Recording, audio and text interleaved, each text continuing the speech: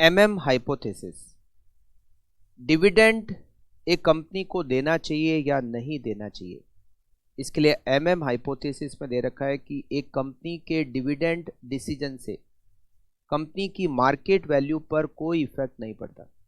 आप डिविडेंड दोगे तो भी मार्केट वैल्यू उतनी रहेगी जितनी अगर डिविडेंड आप नहीं दोगे।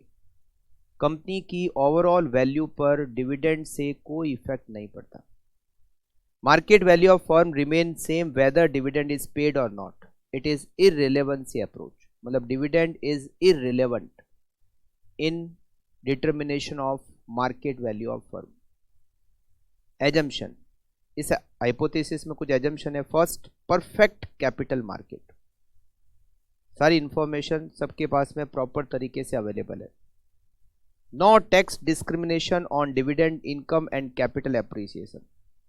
डिविडेंड पर जो टैक्स का स्ट्रक्चर है, जो टैक्स के प्रोविजंस है डिविडेंड इनकम पर, सेम कैपिटल एप्रिसिएशन पर है। कैपिटल एप्रिसिएशन का मतलब है जैसे शेयर की प्राइस बढ़ गई तो शेयर की प्राइस बढ़ना ये इनकम हुई, और डिविडेंड की इनकम, दोनों एक ही टाइप की इनकम है टैक्स पॉइंट ऑफ व्यू से।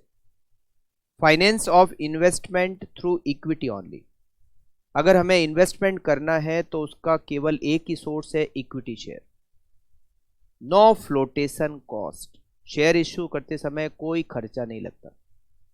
Risk of uncertainty does not exist, ऐसा एमएम ने एजम्पशन माना है अपनी अप्रोच में। Advantage, logically consistent, satisfactory framework with arbitrage process. अगर एमएम ने बताया कि अगर ऐसा नहीं होता है कि एक वैल्यू बढ़ गई एक की वैल्यू कम है, तो आर्बिट्रेज प्रोसेस के थ्रू दोनों की मार्केट वैल्यू सेम हो जाती है। डिसएडवांटेज, इनवैलिड एजम्पशन, उसने जो एजम्पशन मानी है वही वैलिड एजम्पशन नहीं है। Not valid under uncertainty,